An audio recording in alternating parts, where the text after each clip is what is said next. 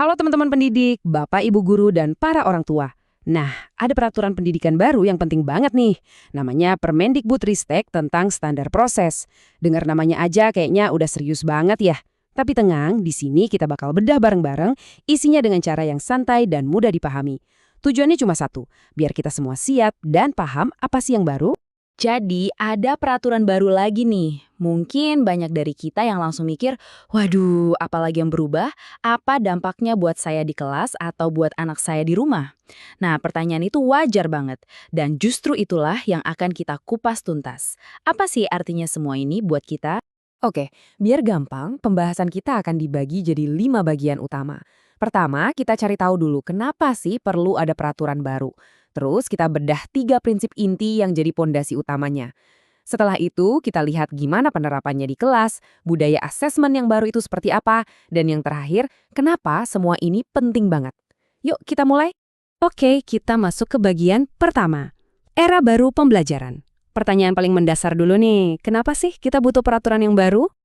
Jawabannya sebenarnya cukup sederhana, karena dunia di sekitar kita terus bergerak maju. Peraturan ini dibuat untuk memastikan pendidikan kita nggak ketinggalan kereta, biar cara kita mengajar itu selalu nyambung dengan perkembangan ilmu pengetahuan, teknologi, dan juga tantangan sosial yang dihadapi anak-anak kita sekarang. Jadi ini bukan cuma soal ganti dokumen ya, tapi sebuah adaptasi biar pendidikan kita tetap relevan. Nah, sekarang kita sampai ke bagian intinya nih, jantung dari peraturan ini. Ada 3 prinsip inti yang jadi fondasi baru dalam setiap proses pembelajaran. Penasaran kan apa aja? Yuk kita lihat. Prinsip pertama namanya berkesadaran. Maksudnya apa sih? Gini, ini adalah soal gimana caranya kita bantu murid biar mereka sadar kenapa mereka belajar sesuatu. Jadi bukan cuma hafal rumus, tapi mereka paham, oh saya belajar ini tuh tujuannya buat ini. Kalau murid udah sadar tujuannya, mereka bakal jadi lebih termotivasi, lebih aktif, dan yang paling penting, bisa ngatur cara belajarnya sendiri. Kedua, bermakna. Pembelajaran itu harus punya makna. Artinya, apa yang dipelajari di sekolah itu harus bisa dipakai di dunia nyata. Jadi, ilmu itu nggak cuma ngendap di kepala atau di buku catatan, tapi benar-benar nyambung dan relevan sama kehidupan mereka sehari-hari. Inilah yang bikin belajar jadi terasa penting. Dan yang ketiga, menggembirakan. Ini bukan berarti belajar harus jadi main-main terus ya, tapi suasananya itu harus positif, bikin penasaran, ada tantangannya, tapi tetap asyik. Lingkungan belajar yang seperti inilah yang bikin murid semangat dan gak gampang nyerah kalau ketemu kesulitan. Oke, 3 prinsip tadi keren banget kan? Berkesadaran, bermakna, menggembirakan. Pertanyaannya sekarang, gimana cara kita bawa 3 hal ini dari konsep jadi kenyataan di kelas? Nah, kita akan lihat dari mulai perencanaannya sampai pelaksanaannya. Nah, enaknya semuanya dimulai dari perencanaan yang jauh lebih simpel. Buat Bapak Ibu guru, RPP atau modul ajar sekarang intinya cukup 3 hal aja. 1, tujuannya apa? 2, langkah-langkahnya gimana? 3, cara menilainya bagaimana? Simple, fokus ke yang paling penting, dan nggak bikin pusing sama administrasi yang berbelit-belit. Oke, perencanaan udah simple. Terus, pas di dalam kelas gimana? Peran kita sebagai guru sekarang lebih ditekankan pada 3 tindakan kunci untuk menciptakan suasana belajar yang ideal tadi. Mari kita bedah satu persatu. Pertama adalah keteladanan. Wah, ini dalam banget artinya. Ini ngingetin kita semua kalau guru itu bukan cuma transfer ilmu, tapi juga jadi role model. Ini soal gimana kita bersikap, cara kita bicara, dan kemauan kita buat kerja bareng murid. Kita jadi contoh nyata dari nilai-nilai yang mau kita ajarkan.